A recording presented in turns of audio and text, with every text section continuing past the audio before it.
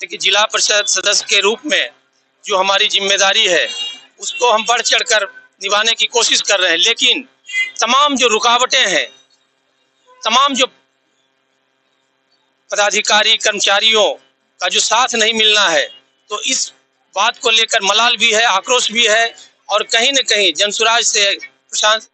नमस्कार, आप देख रहे हैं दैनिक लाइव न्यूज 24। मैं हूं आपके साथ वीरेंद्र कुमार।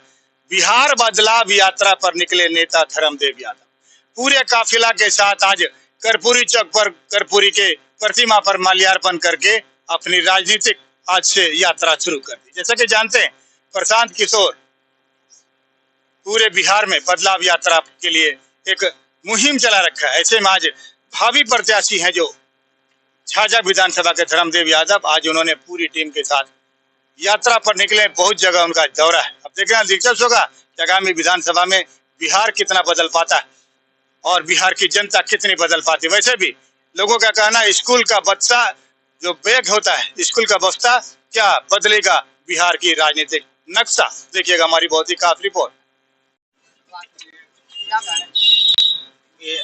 झाझा विधानसभा में बदलाव यात्रा की शुरुआत है। आज जननायक कर्पूरी ठाकुर जी की प्रतिमा के ऊपर हम लोगों ने अभी माल्यार्पण किया है।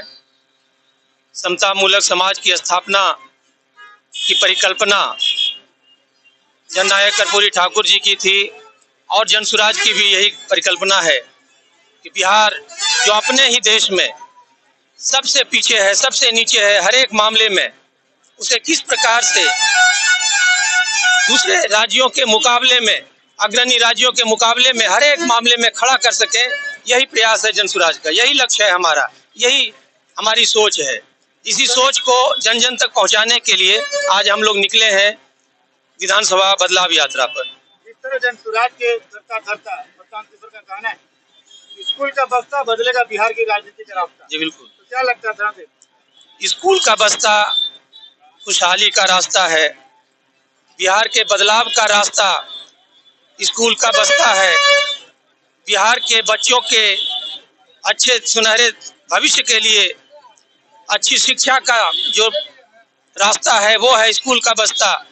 तो स्कूल के बस्ता से ही बिहार के विकास का, बिहार की खुशहाली की तमाम संभावनाएं छिपी हुई है। इसलिए हम लोग स्कूल का बस्ता लेकर आज गांव-गांव तक पहुंच रहे हैं, गांव-गांव तक, जन जन तक स्कूल के बस्ता को।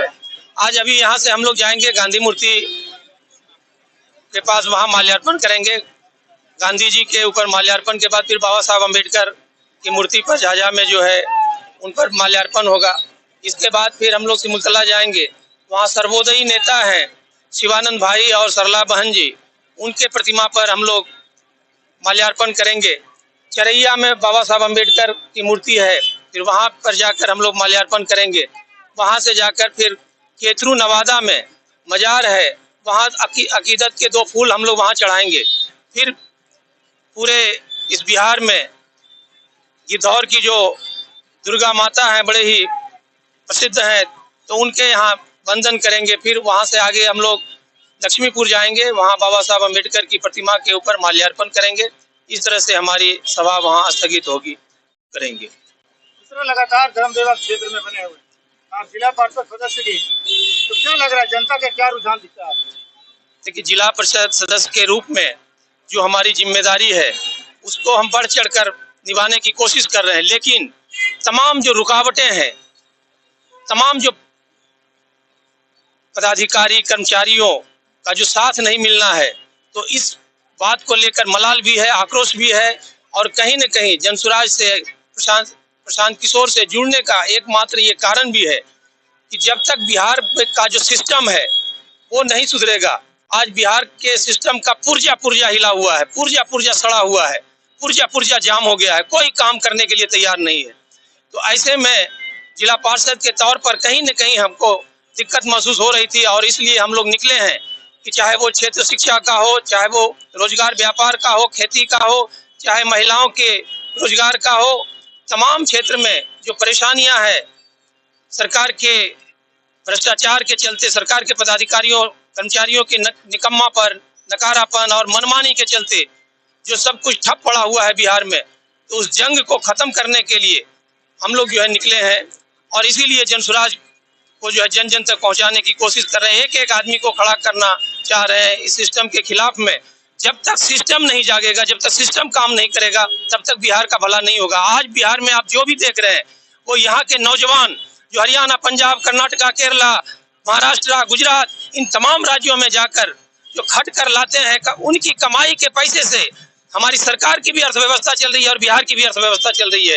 ये किसी से छिपा हुआ नहीं है। तो सिस्टम का जब साथ मिलेगा तो बिहार बदलेगा। राहुल, जिस तरह से बिहार बदलाव यात्रा लगातार आप लोग दौरा पे दौरा कर रहे हैं, इसलिए हम लोग कर रहे हैं क्योंकि बदलाव तो जरूरी है।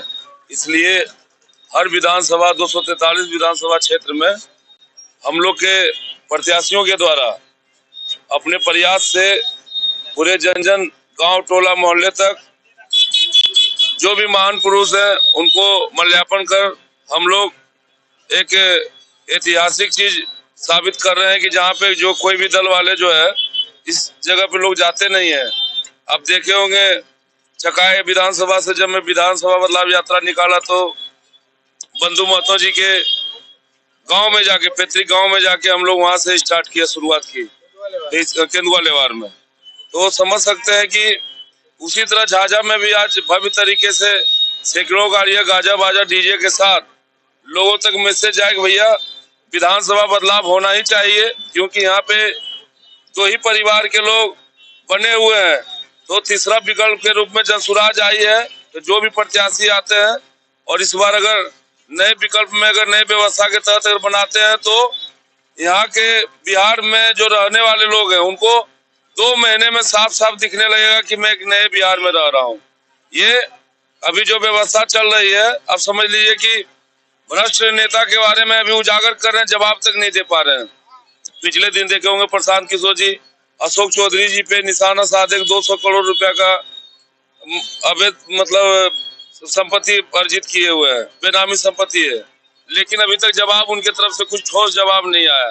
तो समझ सकते हैं कि अभी तो ये ट्रेलर है, पिक्चर अभी बाकी है। कितने मंत्रियों का फोन, एकदम बिहार बदलेगा, इतना सीट आने जा रहा है कि नया बिहार बनेगा, जनसुराज की सरकार बनेगी। क्या लग रहा है? बिहार बदल के रहेंगे। बिहार बदलने निकले तो हैं, लेकिन बदल के रहेंगे। जी हाँ।